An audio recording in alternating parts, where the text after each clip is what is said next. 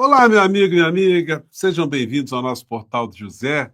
Hoje entrando num formato um pouquinho diferente para conversar com vocês, porque você que está navegando aí pelas redes deve ter percebido que o YouTube hoje está com uma instabilidade total. O dia todo está cheio de instabilidade. Num país que está tentando recobrar alguma estabilidade. Eu espero que o som esteja chegando para vocês aí bem, que o visual também esteja chegando, que a gente possa aqui fazer um breve encontro nesse intervalo. Acabei de ver agora a primeira parte do julgamento no Supremo Tribunal Federal de mais um núcleo golpista, comandado pela figura do inelegível, e que, seguindo a tendência dos outros julgamentos anteriores, já afastou todas as preliminares que foram arguídas pelas defesas, e agora, a partir das 14h30, a sessão volta. E provavelmente a gente vai ter o desfecho de mais um desdobramento dessa história no dia de hoje, convertendo esses indiciados de uma parte da Orcrim de Bolsonaro para a condição de réus. Portanto, as filas estão andando.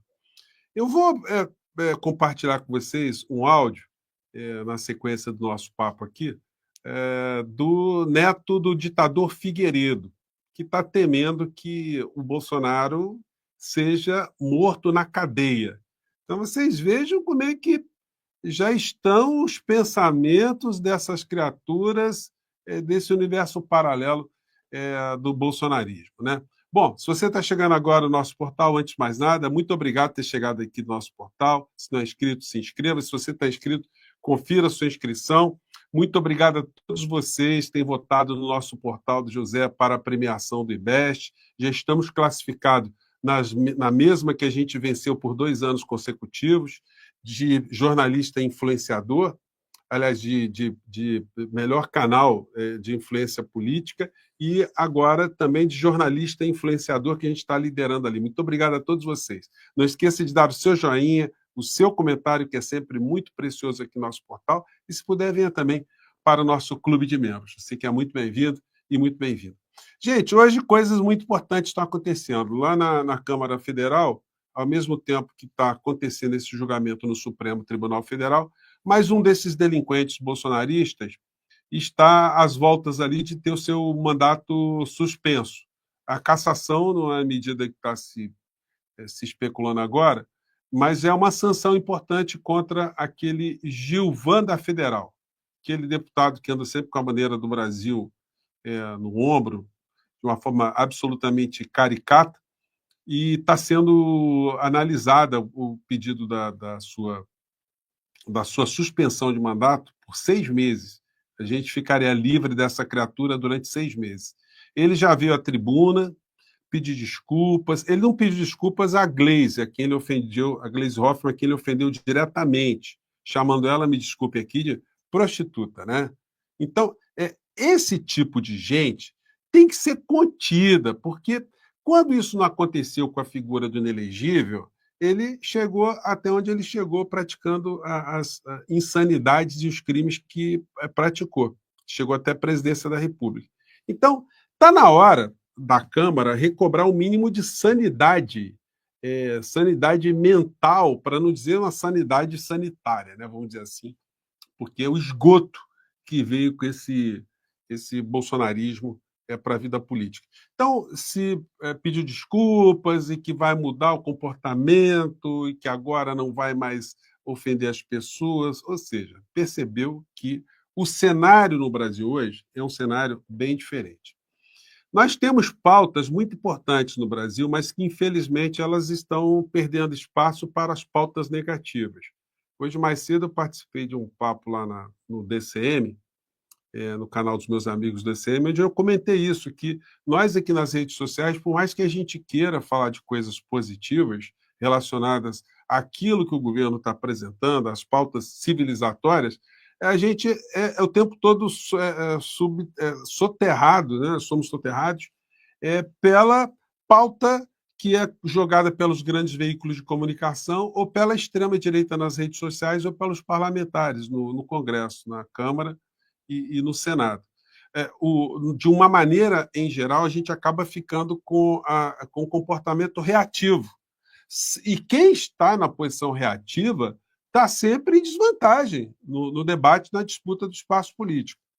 Aqui hoje no jornal O Globo, eles colocam essa matéria aqui, ó. Tem aqui a foto do Lula, acho que dá para pegar bem aqui, né? Foto do Lula, com essa matéria aqui. Aceno ofuscado. Crise no INSS tem 6 vezes mais menções na rede do que debate sobre escala 6x1 endossado por Lula. Então, como nós não temos uma comunicação do governo, eu tenho sempre sublinhado isso, e a comunicação tem que ser alertada para o presidente da República. Eu estou fazendo isso junto com outros canais aqui nas redes também. Vamos tentar um encontro com o Sidônio Palmeira, que deve acontecer nas próximas semanas aí, para a gente tentar fazer com que se entenda no governo que hoje a questão de comunicação não é questão apenas de marketing, não é fazer publicidade, não é fazer comunicação direta, não é fazer uma postagem, não é fazer publicação nas televisões, não é fazer peça publicitária. Isso já era. Isso tem alguma influência? Tem. Mas hoje quem tem influência são os canais que conversam diretamente e instantaneamente com todo tipo de público. E as pautas principais, quando elas são tocadas por um governo, por uma liderança política, elas ajudam que o debate fique ao redor dessas pautas. Por exemplo, o presidente da República ele falou no 1º de maio que vai começar a discutir a questão do fim da jornada 6x1. Olha, se isso não for colocado como carro-chefe das discussões, aliás, se isso tivesse sido colocado lá atrás, já como um carro-chefe, as outras pautas que vão surgindo, escândalos, que vão surgir sempre, escândalos, situações, problemas, elas ficariam sempre dividindo essa pauta, elas ficariam num patamar inferior. No entanto, como nós não temos uma comunicação proativa, a gente sempre está correndo atrás desse tipo de prejuízo. Mas eu tenho esperanças que a gente consiga, nós e os outros amigos aqui nas redes sociais, ajudar a fazer uma transformação nesse tipo de questão. Por quê? Isso aí, como eu tenho sempre falado com vocês, não é uma defesa de governo, não é defesa do presidente da República, não, é defesa do espaço civilizatório, defesa do nosso país, defesa de viver em paz numa sociedade, defesa da preservação da nossa sanidade mental e da nossa sanidade física. Então é importante que a gente reúna todas as forças que a gente puder para esse tipo de embate, esse tipo de disputa no espaço político. Eu tenho fé que a gente vai conseguir dar uns pitacos nessa história aí. Bom, caiu aí na desmoralização total a fala do Bananinha, né, que andou dizendo que viria aqui o emissário dos Estados Unidos e tal, para constranger o ministro Alexandre de Moraes. Olha, eu estava acompanhando agora, e muitos de vocês também devem ter acompanhado, a sessão lá no Supremo Tribunal,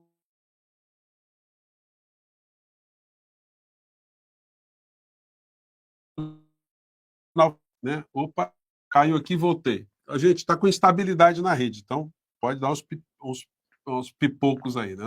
umas panes. Então, alguém viu o ministro Alexandre de Moraes preocupado com esse tipo de situação?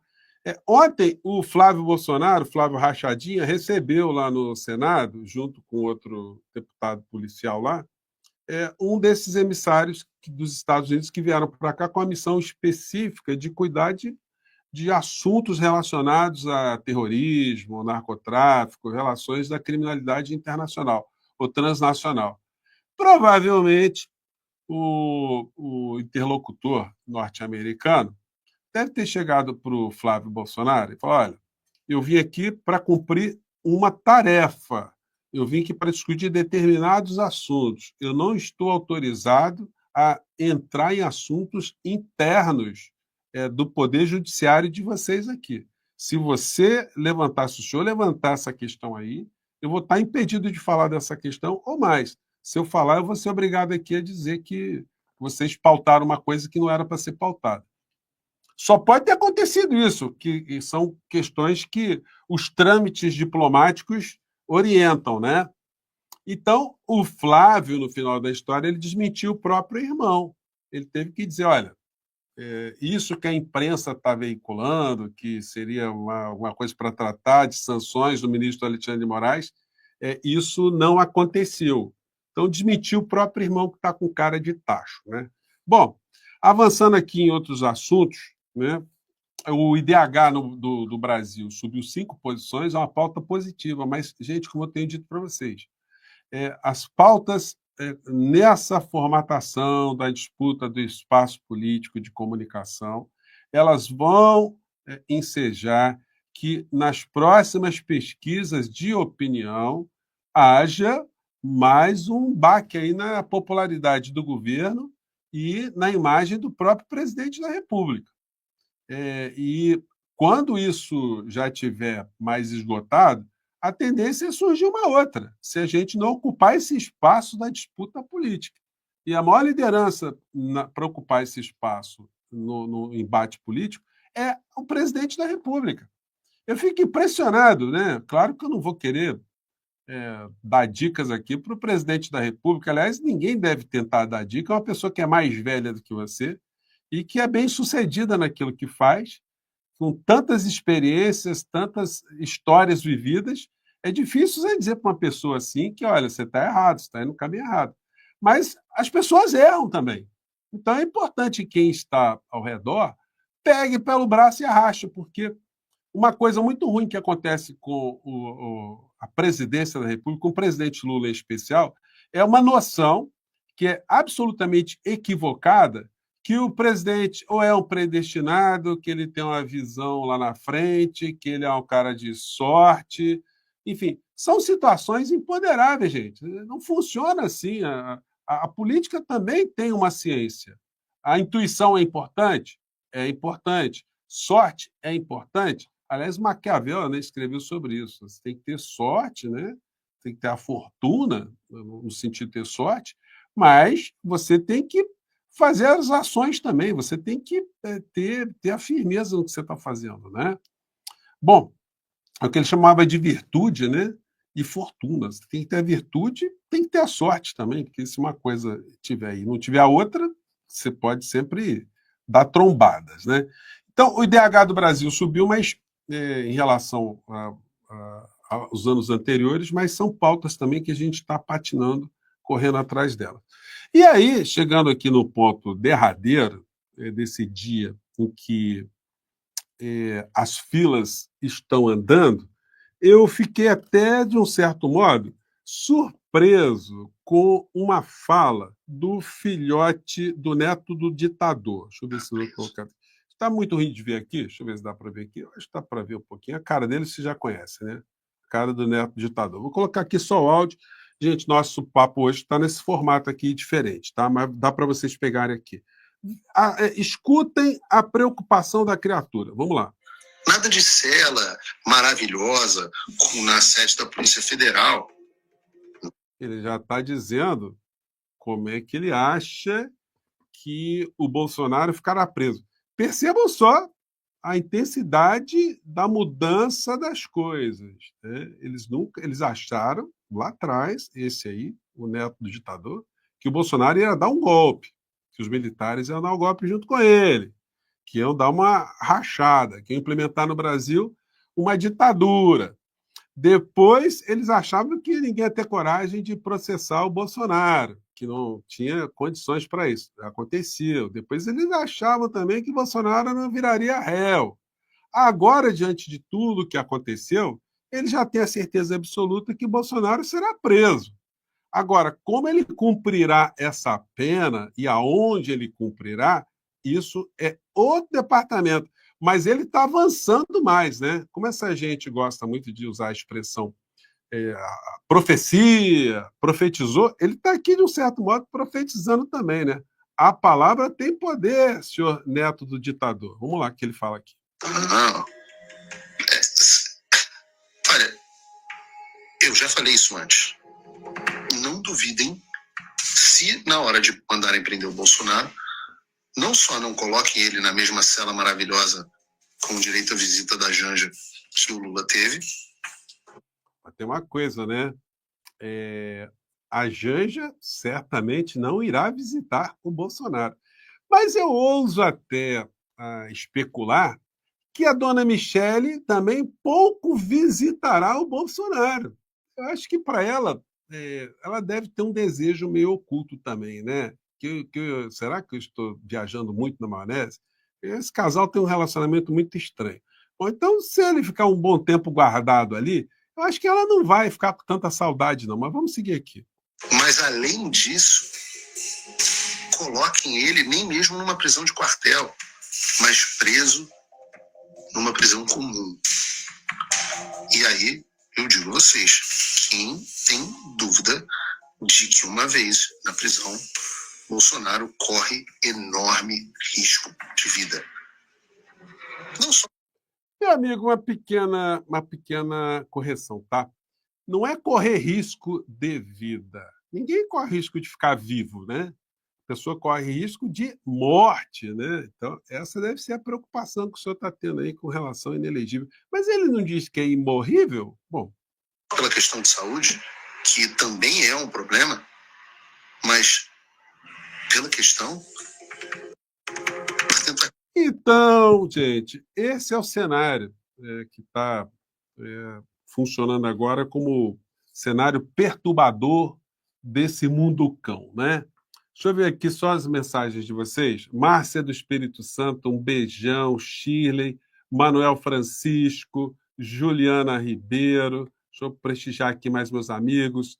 Namara Stutz, Regina Malman, Alcides Júnior, Edson Soares, Marco Aurélio Assis, enfim. Gente, pois é, as pessoas comentando aqui.